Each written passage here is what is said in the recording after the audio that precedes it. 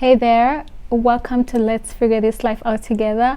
If you watched my last video, you know that life has been crazy on my side, and I know it is the same for most of us. I just wanted to come on here and share with you how I've been dealing with the overwhelm, the anxiety, the stress that comes with school and work and life generally.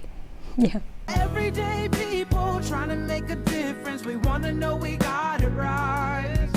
We gotta know our purpose, gotta know it's worth it. We want to live a good life. We're just everyday people. Yeah, so it's crazy when you have 1,000 things to do in one day and you're just one person. The other funny thing is that no one forces us to take on those things, but we take them on anyway. So we are responsible for what we put ourselves into, right? Yeah. This semester got very crazy. So it got crazy that I got to a place where I literally shut down.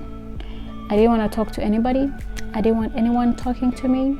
I disappeared from all my social media. I disappeared from all my friends, and I just wanted to be quiet. And then I realized that I really had to think about how my life is going and how I'm handling everything that is on my plate.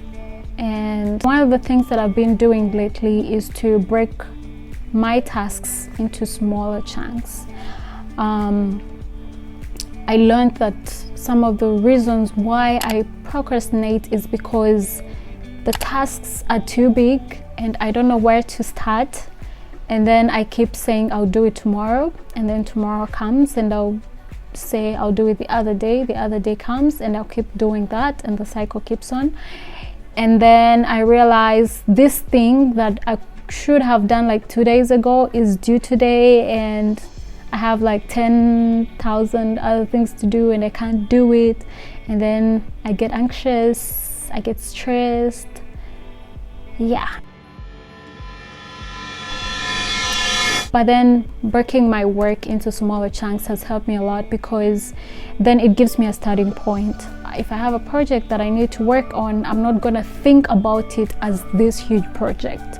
I'm gonna break it down like, okay, what topic do I want to focus on for this project? Like that's a task. And then outline some of the items that I want to talk about in that topic. That's another thing. And then decide, okay, I'll write about this topic and this topic and this topic. Like just breaking it down got easier. Like in my eyes, like project got smaller and smaller and more digestible. And yeah, that's one thing that has helped me. The other thing is to write down everything that I need to do, other than keeping it in my head. Because, by the way, I realize that when I write things down, they seem easier than they felt in my head.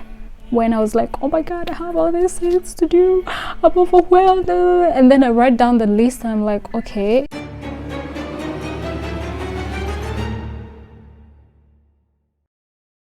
It's not that bad. It's not that bad.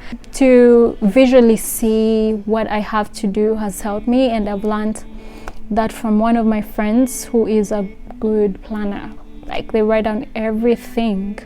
They plan for every little item, and yeah, I've learned that from them, and it has helped me. For my day, just deciding today, what do I have to do? And then, guys, the most satisfying thing that I've experienced is take off something off my to-do list. I don't know, it's crazy. Like, it's so... I don't have to explain the feeling, but sitting on my bed at the end of the day and be like, I did this, I did this, I did this, I did this. I feel like I have literally conquered the world. The other thing is being realistic with my goals. And part of being realistic with my goals is also understanding my limits and how I function. Part of that is knowing, am I a morning person or am I a night owl? It's knowing that, can I really write 10 papers a day? Or am I gonna put that on my to-do list and then at the end of the day I'm gonna feel bad for not having done those 10 papers? It's like being realistic and knowing, okay, I, Claire, cannot do 10 papers a day.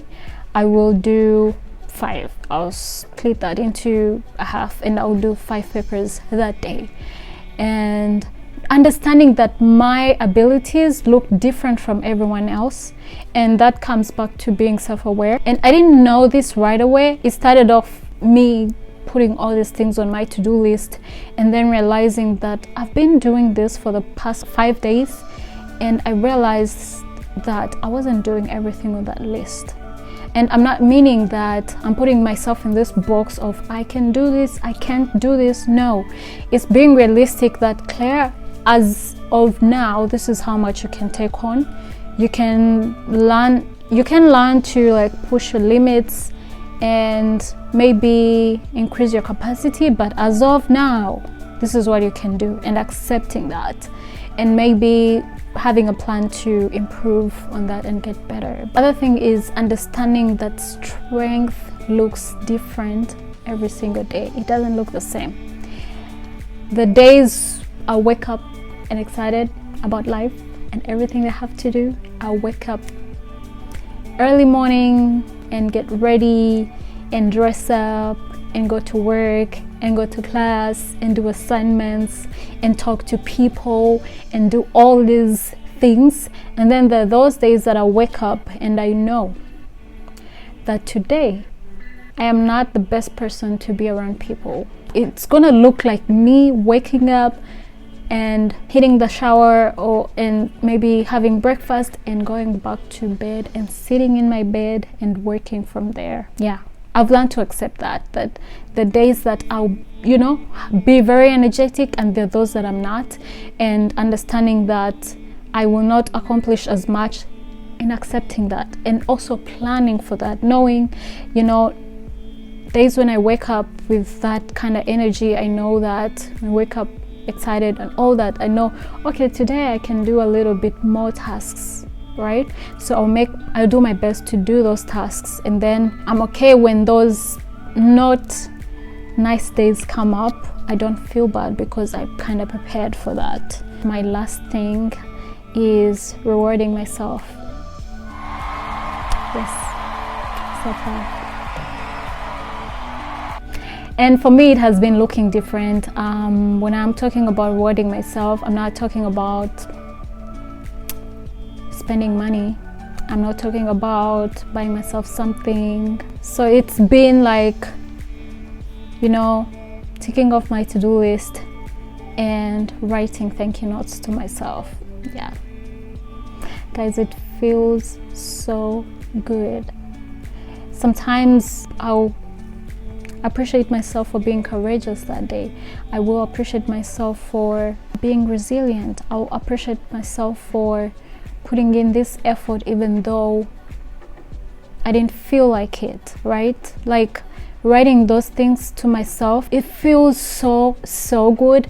And then it also works as a reminder on the days when I don't have the strength to do anything, that I can actually do it.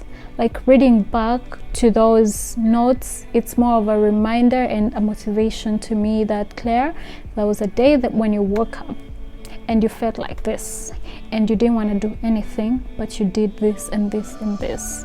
You can do it.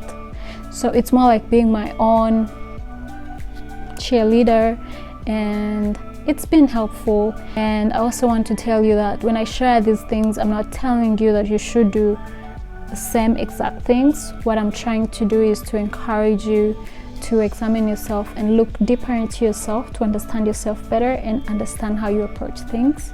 So yes, thank you. I will see you next time. Bye.